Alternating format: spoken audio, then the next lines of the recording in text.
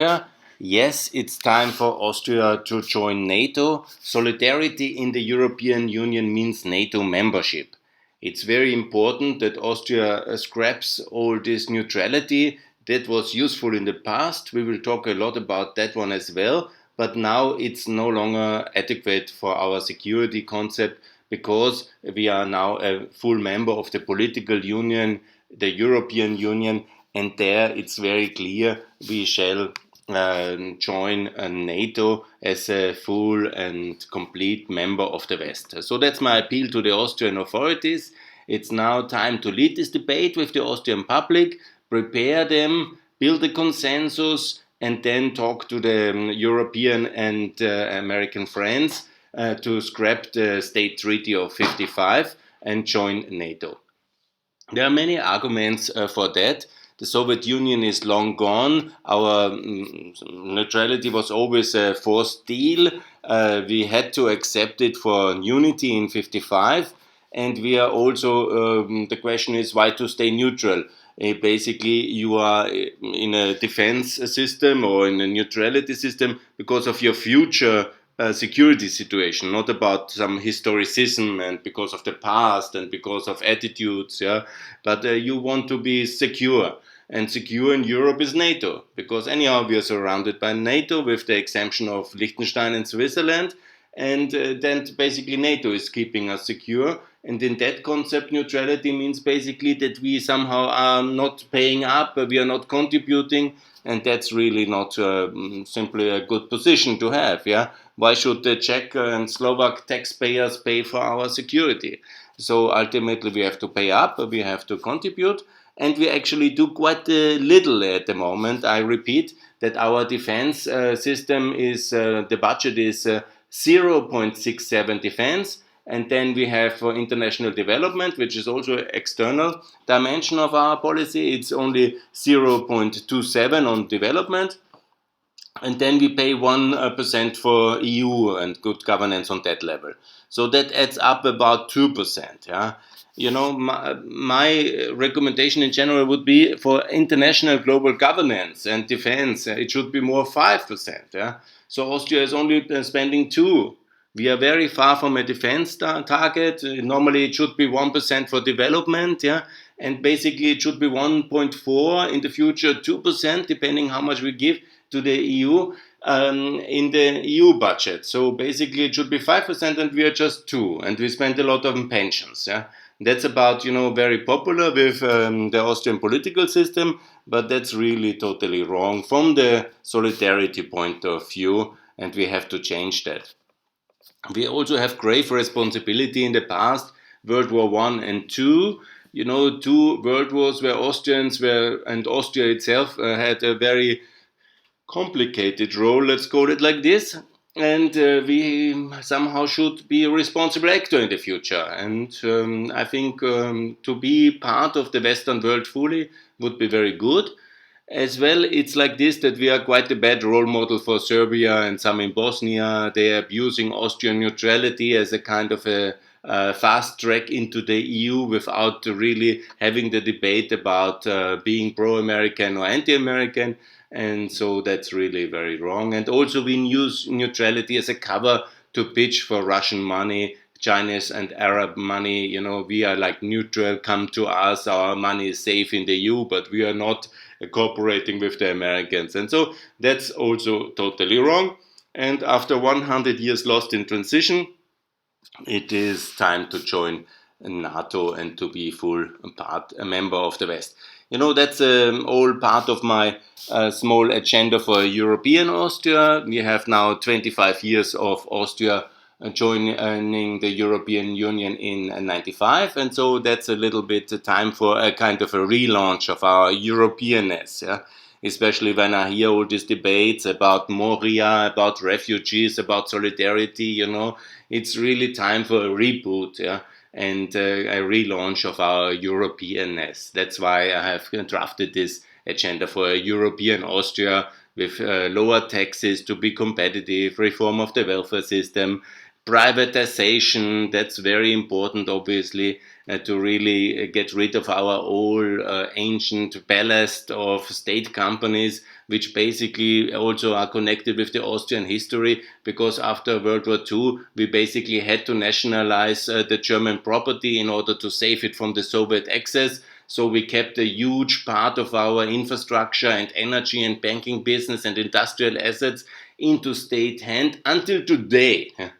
And so often it was promised to sell it, and still we have it in the state hand. And that's all connected, basically, issues of this kind of myth of Austria as a neutral, different island of the special people which do the third way between the West and the East. And we all have this kind of funny concepts, and they're all connected with this neutrality myth which we have created. And they are also very much a problem when it comes to our relation, especially with Ukraine, because Russia and basically in our head, the Russians play a big role still today. And that's really very problematic. And we have to adopt to a new normality to really be part of the West, because now 30 years after the victory in the Cold War and this amazing prosperity which globally and in Austria was possible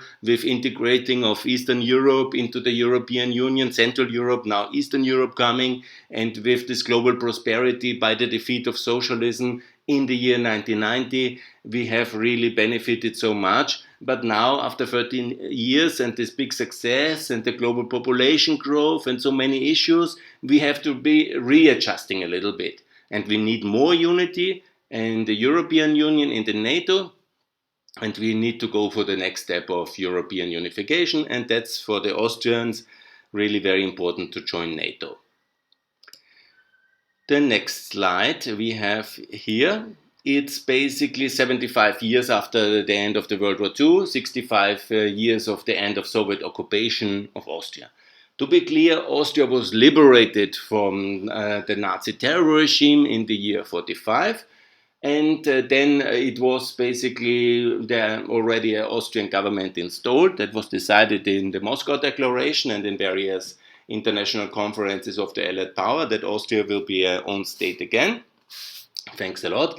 But liberators, as we have seen in many cases, are turning relatively fast into occupiers if they overstay their welcome.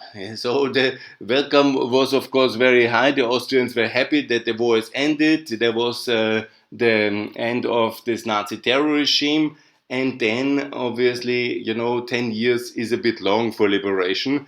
And it was basically occupation by then. And I recommend everybody who wants to see the mood of Austria, there's this famous movie, 1st of April 2000, which was start in the year 1951, when we were basically still occupied in the perspective of this movie in 2000, and we simply have a never-ending occupation regime. But, we were lucky that we could get rid of it.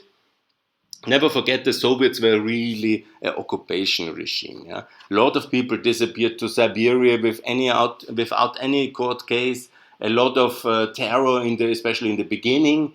But also then, when you were politically not on the list, you were simply going into the train to Siberia. And was quite terrible. And many didn't come back. Yeah? So we ultimately, also a short reminder, this whole neutrality was only possible because we were protected by the Americans. Yeah, we had to ask for that neutrality status also. And the only way the Austrian leadership accepted it was that the Americans have more or less consented informally that they will protect us. And we luckily were never in the situation that this must be tested. But we were often quite had to be very careful, especially afterwards. And don't remember the timeline. We got neutral in 55. Immediately 1 year later, the Hungarians wanted more or less the same, and they wanted a kind of a opening, and they made the revolution. And the Soviets came with the crack tanks, and the Warsaw Pact invaded in Budapest. And a lot of the Hungarians had then to move to Vienna. But this is very much connected, 55 and 56. Yeah, we were very lucky back then, and we can be grateful. But now it's already Hungary is in NATO, so time for us to join NATO as well. So neutrality served its purpose well. Yeah? In the Cold War, that was the thing to do. I was very good from 55 to 95, let's say.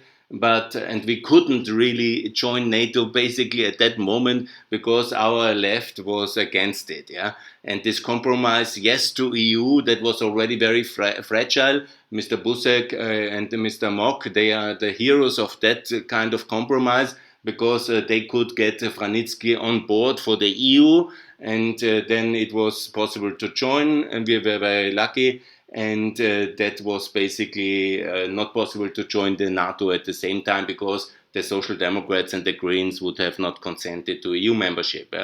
But okay, and Kohl, the German chancellor at that time, he was very eager because he knew strategically that's an opening after German unity. Let's get the three neutrals, Sweden, Finland, and Austria in. Let's not insist on NATO because that will make it more complicated or maybe impossible.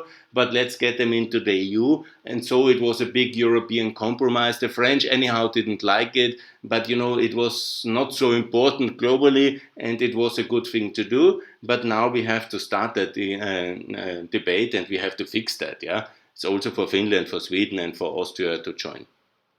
So basically, it was very good back then. It was, of course, don't forget it, the same offer was on the table for Western Germany because that was basically the idea. Neutralize first Austria, then neutralize Western Germany because what the Soviets, what got them going was the idea of Western Germany joining NATO. Because NATO was already 49 created, so the debate was in Germany, Western Germany, to join NATO. And of course, Adenauer, when he heard about the Austrians making this deal, was very furious, and he called it the international socialist scandal. Read his biography, it's very interesting. But the thing was, Austria could do it because our capital was so much to the east from the geography. Austrian, the 1/3 which was Soviet, was very more fertile and around Vienna. So the geographic situation was very much different than in Western Germany because also the Western Austrian parts were less industrialized and were geographically difficult to handle.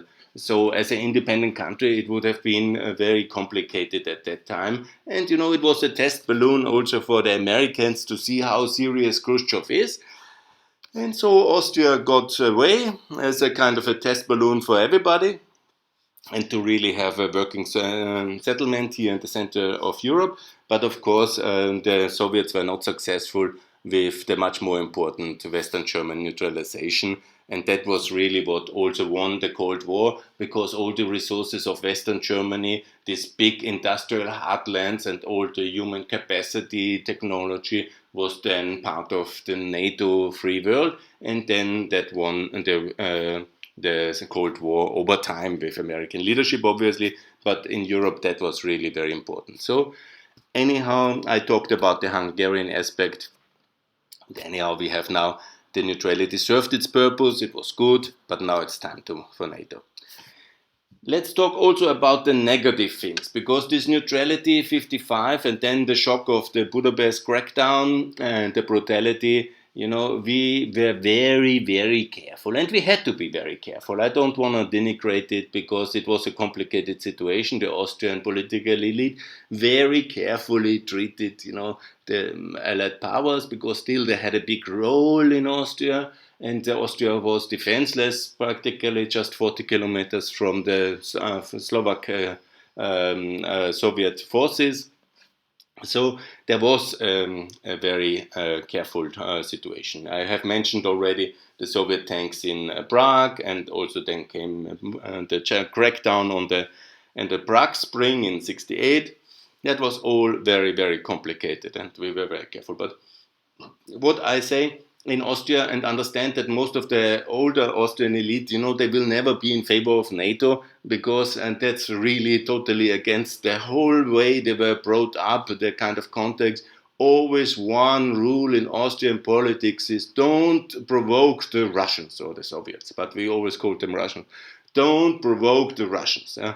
That's the rule. And if you are a Russian provoker, then you shouldn't be in politics because that's really very dangerous. Yeah? And so ultimately that was the line. And then, of course, came Bruno Kreisky, who is now seen as a superstar, even by some, Sebastian Kurz is comparing himself with him, and he was a very annoying person, somehow overstretching the patience of the Western world, which was basically protecting Austria, and really riding his own way in the sunset with 100% anti-Americanism, pro-socialism, pro-PLO. It was really, he got his kind of benefits with the UN headquarters, but the real thing is Austria in that time and in the time after the Second World War was the hub for spying, for a lot of Cold War drama. Maybe not as important as Berlin. That was, of course, the testicles of the West, as Khrushchev famously said, and that was the linchpin of the Western world and the Soviet Union. But Vienna had its kind of role in that one, from the third man to many other issues, and that was very problematic. We have the OPEC headquarters for a reason. We have the OSCE headquarters for a reason. And by the way, both of them should go to Istanbul, the OSCE, and the OPEC should anyhow be dissolved. Yeah. So we were kind of Northern Yugoslavia, I call it provocatively, but we were a kind of a mixed system. Economically, politically, we were not fully part of the West, and I argue we will not be until we are in NATO. And that was a very complicated situation we had. We did a lot of things were happening in Austria. When we closed both eyes, when some Iranians killed their opposition in Vienna, and many of the things, we don't have to repeat all of them, the Iraq weapons affairs, and many of the stuff which was playing in the 70s, which were dramatically, and really Vienna was a battlefield in the Cold War, and we have many things we shouldn't be proud about it, and we cannot be proud about it. And also get clean about it. We have all these spy scandals with the former Vienna mayor, Mr. Zilk, being with the Czech Secret Service when he was still a journalist, and so on and so on. Yeah? This really needs to be cleared up, and this needs to be understood by the media. That was, of course, maybe no other options for many of them. That might be the case, but it's not something great, the neutrality. It is not a fantastic past we have to aspire and live up to. It was very difficult at this front line of the Cold War, and we somehow survived. Yeah. So we are still having this kind of mentality, the bridge to Russia. When you listen to our President von der Bellen, when you listen to our Prime Minister, Mr. Sebastian Kurz, yeah, he is the president from the Green Party, the conservative or Christian Democrat. He's a little bit less Christian Democrat these days, but nevertheless, yeah, he is all talking about the bridge to Russia. That was the learning in the school. That is what the media says. That's the consensus from the green left to the center right, yeah, or whatever, new populist people, and also when you go into more extreme parts of the more left-wing Greens, or when you go to the populist side, they're all totally for Russia. The consensus in Austria basically is anti-Americanism, and Russia as an alternative. That goes very deep in the past of the Austrian psyche, about the First World War and before. That's really very problematic. We are really like the cradle of the anti-Americanism in Europe, and together with Budapest, by the way. Anyhow, and we have a very problematic role, especially after Putin came to power. He left Austria. He has many of his assets parked here, and he has all these energy connections with Vienna, and so that's very deeply problematic, and we have many problems here. I have put some of the most famous photos because we really try to be this bridge. Even Lavrov famously said at one of this effort when Austrian foreign minister, the one which was dancing at a wedding with Putin, By the way, it's already divorced, yeah, but that's another story. But when she offered Austrian intermediation, even Lavrov said that, when Russia wants to call somebody, they call themselves, they don't need Austrian bridges. But that's the self perception, the myth of neutrality. And we try so hard. We had all these most famous events. Of course, global media knows mostly the dancing at the wedding of our Austrian foreign minister, but we had also the visit of Austrian State President van der Bellen in Sochi to announce Austrian Russian strategic partnership. We had, that was quite funny. And we had this worst thing that was actually not funny. That was the new chancellor, Sebastian Kurz, in 2018, being the only European Union prime minister and the one who is so famous because he's so young, going to the Kremlin on the Wednesday before the third presidential term and election of Mr. Putin. Very controversial thing for him to run again the third time. And the EU Prime Minister, Mr. Clean, Mr. Young, Mr. Fresh, Mr. Europe, Sebastian Kurz, going to him to endorse him and to show that some in Europe really love Putin. That was really mean. I criticized it in the media. But on a more funny thing, it was when Putin was during 2014. Actually, that was not funny because there was this Russian aggression in Ukraine. Russia taking Crimea and Donbass, starting this war. Many people killed. But in June 2014, President Putin invited to Austria with the red carpet, making a big show of Austrian-Russian friendship, breaking all European solidarity. And then in the Chamber of Commerce, unforgettable, it's also on YouTube, you have to Google it. And then Mr. Leitl, the president of our chamber, and the president Fischer, and there was this introduction of the president of the chamber, Mr. Leitl, and saying, "Oh, I'm 20 years like Mr. Putin, we're the same, Or was it 15 years? Yeah, it must have been 14 years at that time, that I get the story right.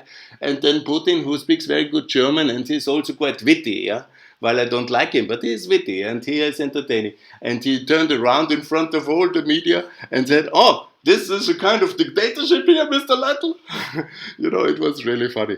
And, but obviously the context is not funny at all because there is a war. Russia attacks a European nation, which actually was neutral by the time, didn't really work out the neutrality very well, while Austria always recommending neutrality to Ukraine under aggression by Russia. And then Austria is inviting Putin and makes this kind of show events of solidarity. And obviously this is all about energy, about the role of Austria as the hub for Russian energy, which I will underline in a second. So again, you cannot have it both sides. The EU and Nato are the twin pillars of the West. We are united. 93% of EU citizens are Nato citizens. If Nato is attacked, Austria can really not be neutral. What kind of political union would it be with Estonia if they call, we have the Russian tanks, and we say, your consumers are well protected with EU consumer directive, tell it to the Russians. So basically that's impossible.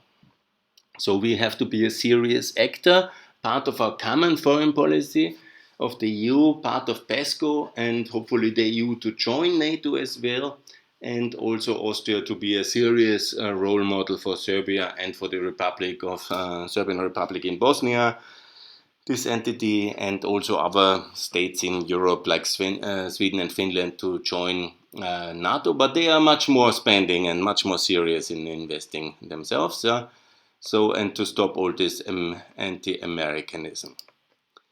So I would like also to make a clear difference between leadership. Rab Kamitz, these were real Austrian leaders. It was very difficult time, the Austrian reconstruction, economic miracle. They did low taxation. They did a pro-Western policy to transform Austria in a market economy. They had to accept this neutrality for gaining the unity, but they were really courageous and strong. Now we have a different leadership camp with Sebastian Kurz and Gernot Blümel. They are also very courageous to get the power. I respect them for that. But since that, they are really not living up to the promises. making appeasement to Russia and not really cutting taxes, yeah, not really reforming a lot, not privatizing anything. It's a little bit of and being against Mercosur and all these things. It's really problematic, and I'm not so happy about it. Anyhow, we had a day which we have to celebrate. That's the 17th of July, the EU Day when in a year when the Cold War ended. That was this historic summer when there was the opening of Alois Mock and the Hungarian Foreign Minister cutting the Iron Curtain and the Eastern Germans running off. That was really the moment when Alois Mock, and God bless him, he's a great hero, he was sending this application to join the EU. And this was really a historic day. Never forget it. Alles Mock, amazing. And we could join at least the European Union then 5 years later. So what we do have to do is obviously to ask our Americans, British and French partners to cancel the Austrian State Treaty of 55. That's the basis then for the neutrality. So we have to be good and decent actors globally and ask our guarantee powers, who are basically guaranteeing our sovereignty via the state treaty, to basically renege on that treaty from their side, because we are now we are with France in the political union. We want to join NATO with the Americans and the UK, and then to set our sovereignty on a new basis as member of the political union EU and of the defense alliance of NATO. So the 15th of May 2024, that's the timeline basically, because 15th of May should be the Austrian NATO Day. Yeah? That should be the new Austrian National Day from 2024, when we finally have reached NATO maturity and full membership. And then 15th of May is also the day when the state treaty was signed in 55. So that should be basically then the day when we celebrate our unity in 55 and our full membership of the West in 2024. And you know, some other things I'm always happy to mention because I see them here. Rename our Nationalrat into Parliament. That would be long overdue because the Nationalrat is really inherited from the First Republic when we had this breakup of into Czech and into Yugoslavia and all of this. And the Nationalrat means the German nationality has its own assembly. So we shouldn't be like that. We should have a normal parliament, like we call it in English, and rename also that, and also remove hammer and sickle from our flag, yeah, and make the 26th of October a national commemoration day against authoritarianism, because we had so much authoritarianism in the past. We can really keep that as a holiday, but against our authoritarian past, yeah. So Austria will be fully free once in NATO 2024. NATO is the alliance of free and secure Europe. There is nothing bad at all in NATO. Yeah?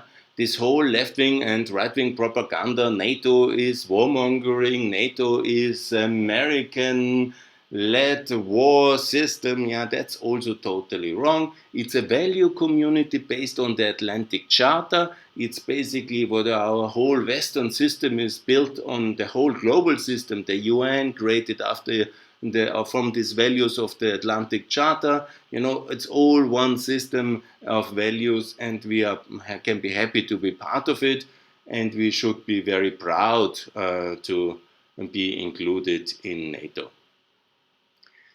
At the moment, we are like free, in a sense. That's always the big. Austria is free, but free from responsibility. And solidarity, freedom, security has a price tag. Yes, we do have to pay, but we are also very rich because we are secured by NATO, and we are also very rich because we are in the European Union now with 50,000 GDP per capita. We are the 13th richest country in the world, so we can afford to spend.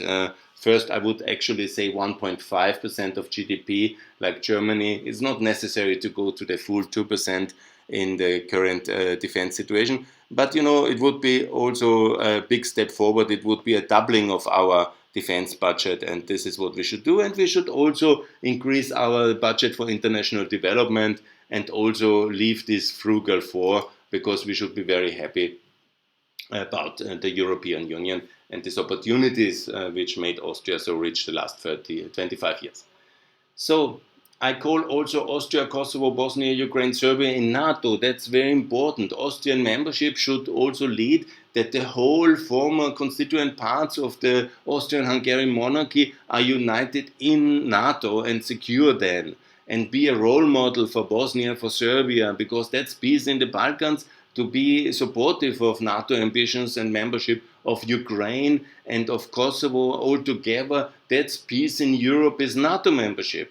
If we somehow say, no, we don't like, that's a really bad role model, because it somehow shows similar like the Polish are not joining the euro. It somehow gives this impression that something is wrong with the euro, with NATO. No, nothing is wrong with NATO and the euro. It's just, our own particularities and weakness of our leadership gives then this kind of idea that there can be another way, and there shouldn't be. Because this is really big progress. Montenegro now in NATO, North Macedonia in NATO, and now it's time for Kosovo, Bosnia, and also for Ukraine, and also hopefully Serbia will reconsider and join, because NATO is a force of good, and it's a value community and a defense union, which really is very positive for everybody to be in. Yes, and I say that should be basically a celebration, 29th of July 2024. We should all have these countries, especially Austria, Kosovo, Bosnia, Serbia, and NATO, Central Europe united. I put here this first Austrian warship at the Danube, which was bombarding Belgrade, in the year 1914. We have done a lot of wrong things in the past. Starting the First World War is a terrible eternal guilt on the Austrian people and on the Austrian history. And we have to overcome that by being fully member of NATO, being in the secure alliance, and also leading and contributing that Kosovo, Bosnia, Serbia are in NATO, and so we will all live in security for the long term, and that's very good. Again, 93% of EU citizens are NATO citizens. So are we anyhow smarter, more moral, or careless? Yeah, it's a bit of a question. What makes Austrians more special than Germans or Italians or Hungarians? Yeah. What, are we a bit smarter? Are we a bit more moral? Are we more for peace? Yeah.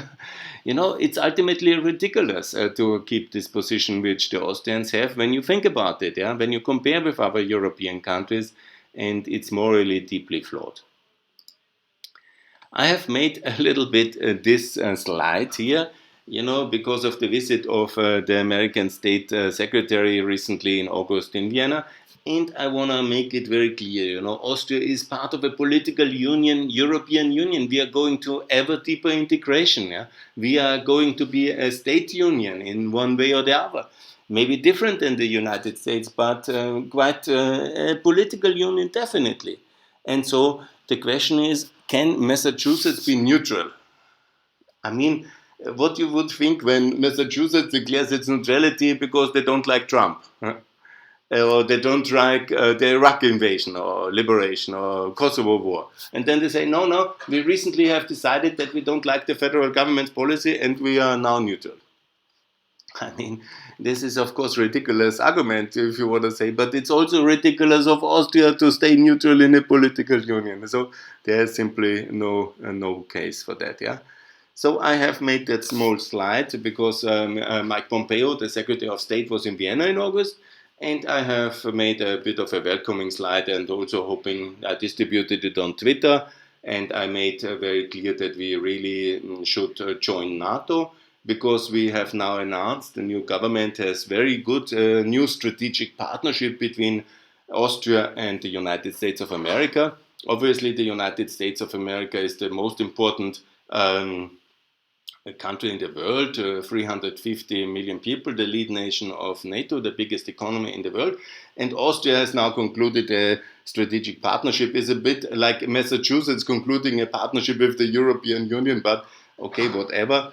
Nevertheless, this was good that he was here. It was good that this was discussed, and please, we can now build on this partnership, and hopefully in the next step, please, after having this State Department program joined, there was some good news on here that we really get a NATO debate going, and we then decide to go into the next step and join NATO.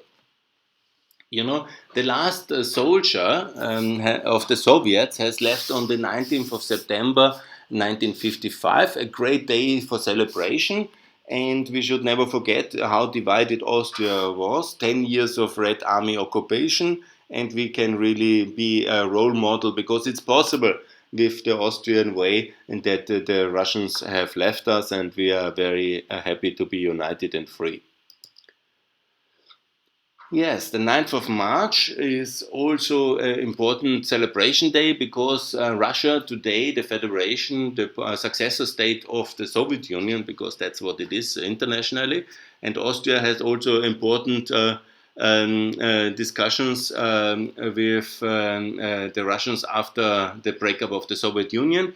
But Austria has decided, and this was very good, has decided to not give Russia the rights in the state treaty, because that was really Alles Mock. He was a very, very, very great statesman of Austria. I admire him very much. They have basically done negotiation, and Russia has agreed to be the successor in most of the other treaties we have with the Soviet Union than before, but not with the state treaty. So basically, Russia is not a signatory successor guarantee power of the Austrian state treaty. So we don't have to ask Russia for anything concerning the state treaty. Bravo, Alles Mock, very important. It was decided on the 15th of June, 93. So what I say, it's a bit about now coming to the history back. You know, that's also very important when we discuss about neutrality. Austria, Western Austria was liberated by the Americans. And you know, when you see Austrian media, because Vienna was liberated by the Red Army, then you see only the Red Army has saved us and liberated us. Yeah, you know, that's really, when you see the monument culture in Vienna, when you, after 10 years of occupation, obviously that's quite logical. The big thing, everything is Soviet, Stalin, Russia. Thank you very much. And, you know, there is no museum in Linz for the liberator of Linz, General Patton.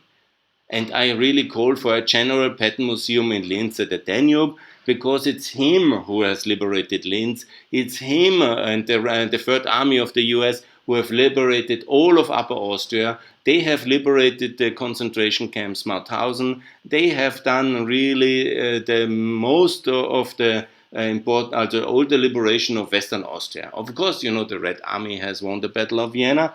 You know, I don't smaller any of the contribution. But in the Austrian commemoration culture, it's really like the American contribution would be totally forgotten.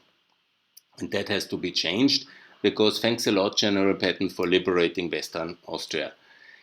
We also have, and that's often forgotten, the northern part of Upper Austria was then, whenever it was liberated by the Americans, and then it was handed over towards the Soviets in the summer, in August 45.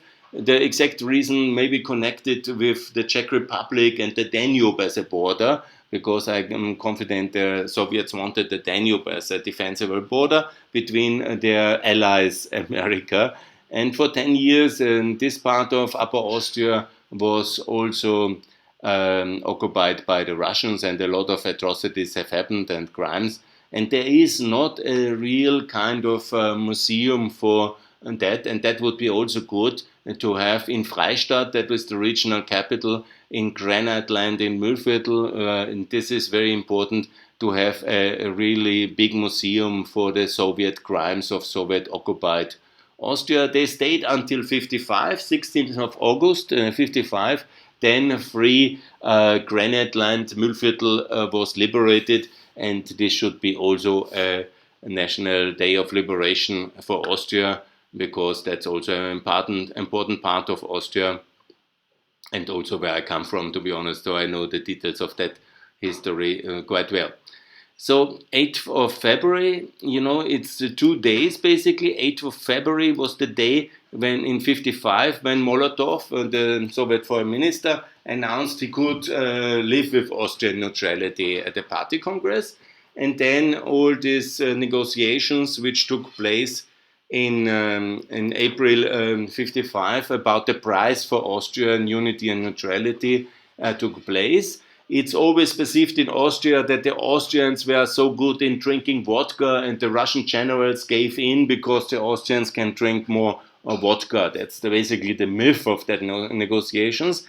But beyond the myths and the fun and the entertainment and the Austrian capacity to drink more vodka than the Russian generals, never forget both of these Austrian leaders, Raab and Fiegel, were from the Austrian Farmers Union of the Christian Democratic Party, and they were themselves wine farmers, and they knew how to drink. So nevertheless, they could really, for sure, keep their man with the Russian generals. But the thing is, more seriously, that Austria had to pay $150 million and 10 million tons of petrol for the Soviet consent. So we had basically to pay for the Russians leaving the Eastern Austria. So it was quite expensive. That was a lot of money we had to pay for decades to the Soviets after they have basically took everything from the industrial assets and from the petrol areas of Lower Austria. They took everything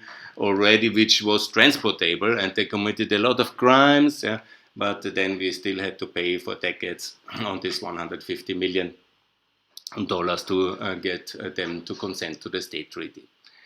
So when it comes to the 20th of August, now we are in recent history again. That's about Navalny being poisoned in Tomsk in Siberia. And one of the reasons is, of course, his videos, which he has posted for the regional elections. And it has a very important aspect of Austria, because this is the video, you can see it on YouTube, where he details actually the head of the United Russian Party from Moscow City Council, who is a big fan of Austria, and he owns several properties in Tyrol. And it was Navalny himself driving to this beautiful village in Tyrol, and also discovering with the cadastre which property is owned by whom of the Russian elite. And it's really worth going, because Austria is, and that's the result also of neutrality of this Austrian energy hub, center for Russian money laundering. The Russians themselves say that there is $27 billion of Russian money in Austria. And that's the number of the Kremlin website. And that's quite a lot, actually, for a small country like Austria.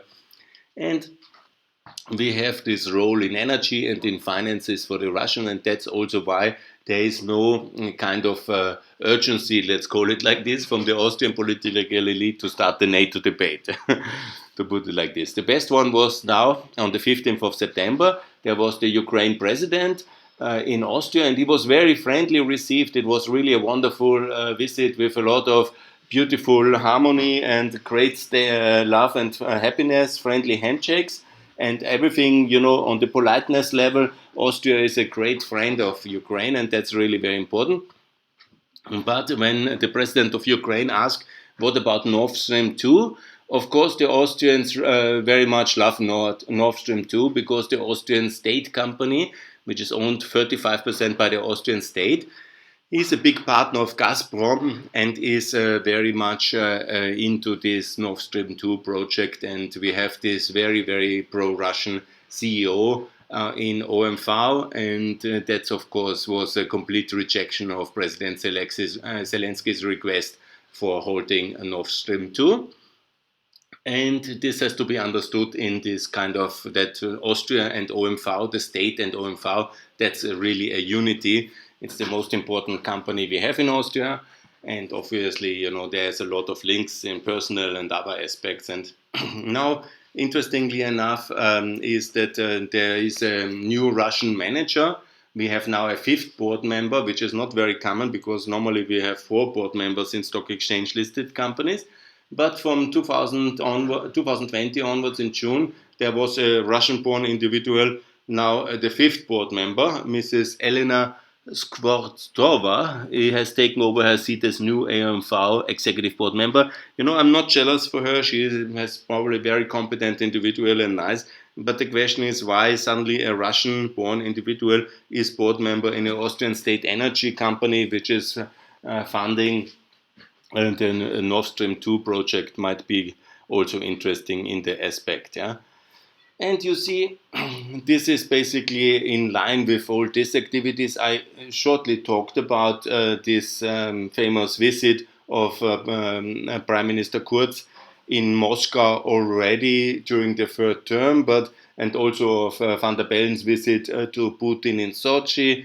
And we have here the numbers of the 27 billion. That's from the Austrian investment in Russia. Austrian investments in Russia are approaching 5.5 billion, and 27 billion is coming from Russia, basically recycled money into the Austrian economy. And the international media is also well aware. Putin visits his best buddy in the EU, Austrian Sebastian Kurz. And exactly why we need that reputation is a mystery for me. I want to explain to all the listeners why we have this energy situation, because the geographic situation of Austria, neutral in the border to the in Soviet Union, Warsaw Pact, and basically it was like this. And why Putin is also was coming in June 2018 to Vienna is to celebrate exactly that. The Soviet Union, after the World War was in reconstruction, and it took some time to build the energy infrastructure, first the generation, the exploration, but then also the pipeline structure towards the free Europe. And basically what was happening is that Vienna was, from the geography, very much to the east. So Vienna was the entry point of Russian pipeline, Soviet pipeline system. And on the 1st of June 1968, the pipeline was connected. This was basically then this massive carbon wealth from Siberia could reach the rich consumer markets of the Western world from the 1st of June 1968. That's why I used the 1st of June to celebrating European Energy Union, because the Soviet Union might be gone, but its energy infrastructure is still there, and basically it's still used by Russia to basically dominate the European political and economic system as much as they can, because they is very profitable. They have used all these profits in the 70s to really challenge the West into almost submission. It was the terrible 70s. Russia had all the money in the world because of this gateway via Austria to the rich consumer markets and selling this energy fortune. So they could challenge us from Vietnam to and so many countries in Africa. And it was really a terrible decade leading until the climax, the invasion in Afghanistan. They really had all the money they wanted to do whatever they wanted in the world because of this energy link. And, we have to really now, 30 years after the end of the Soviet Union, reorientate the energy infrastructure legacy of the Soviet Union. And that's really why Austria has such an important role still today. Of course, Budapest is competing very much for this role now, and I show you this one. But OMV still has a special place in that system with Gazprom. And in the confrontation with Russia, then in 2014, there was a very important moment, of course, when Russia invaded Ukraine, and then were sanctions imposed. Austria was breaking the sanctions with this visit, not maybe the sanctions, but symbolically, when you receive this head of state of Russia, when we all solidarically do sanctions, but then we receive Putin in Vienna 2014, that was in all sense and purposes breaking the sanctions. And we were rewarded. OMV got two gas fields, the Yuzhne Russkoye and the Achimov. They are less happy with the second one. There's no financial closing up to now because of the energy crisis following then 2020 because of the corona crisis. So it's a bit of a headache now, I guess. But the Yuzhne Russkoye is owned by the Austrian state at least for 25% of it.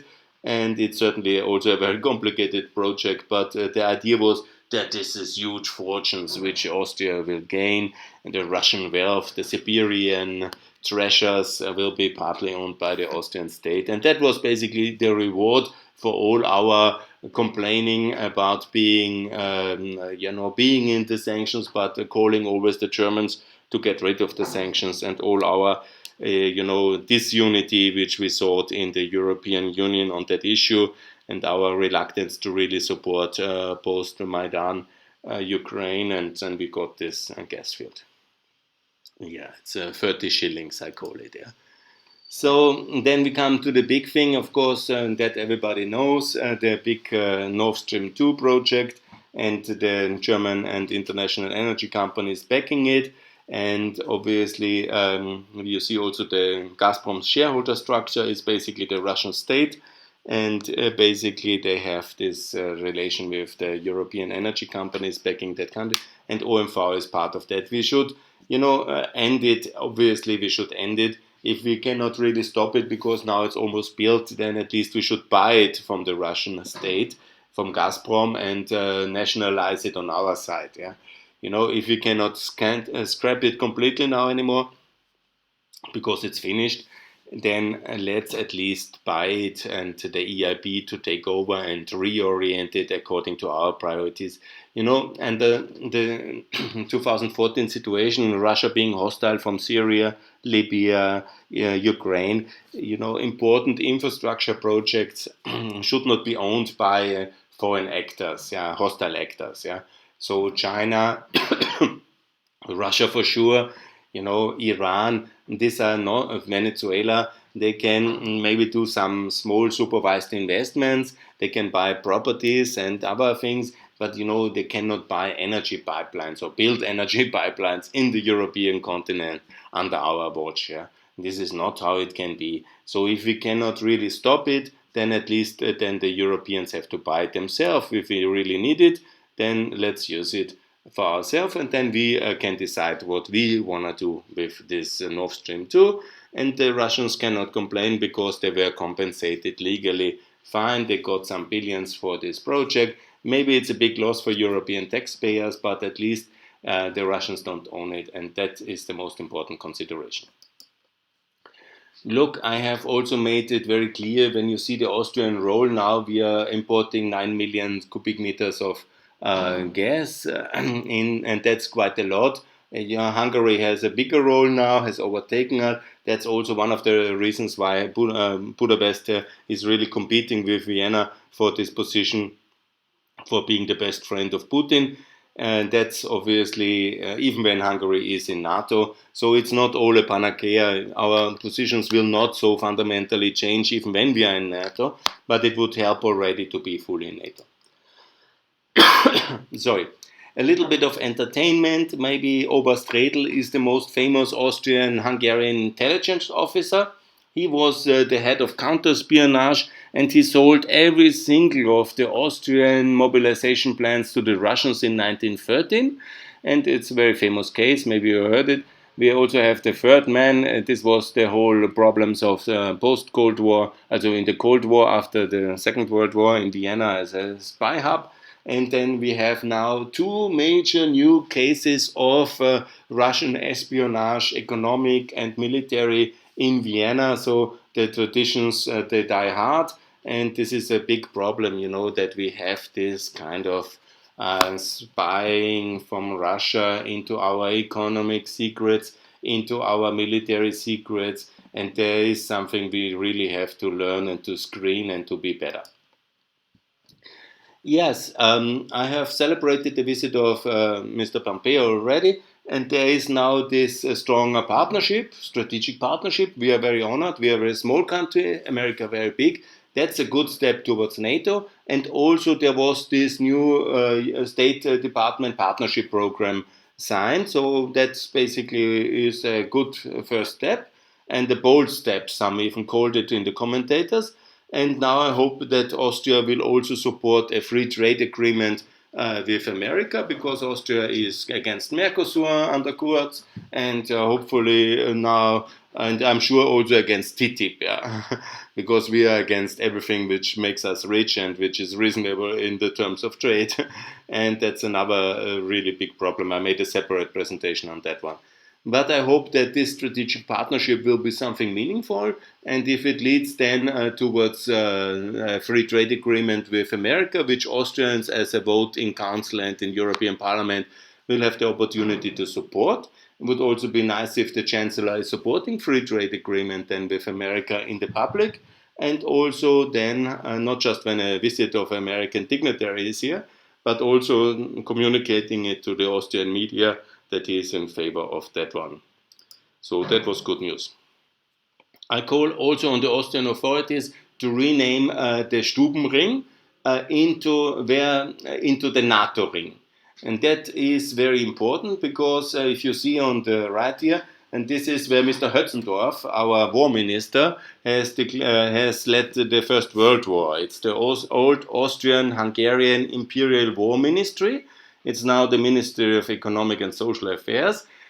It's at the Stubenring, and this is the perfect location to somehow make clear that we are now member of NATO. And actually, we don't even need to join NATO for that. We can just rename that Stubenring in order to say sorry for the crime of starting the First World War, because that was really a terrible eternal shame on us. It was the Austrians declaring war, and we should somehow make sure that we want to be part of the Western world, and we are sorry for what we did to the Serbs, and we should lead Serbia and Austria together, united in the Western Defense Alliance, would be a very good symbol. So rename Stubenring to NATO ring.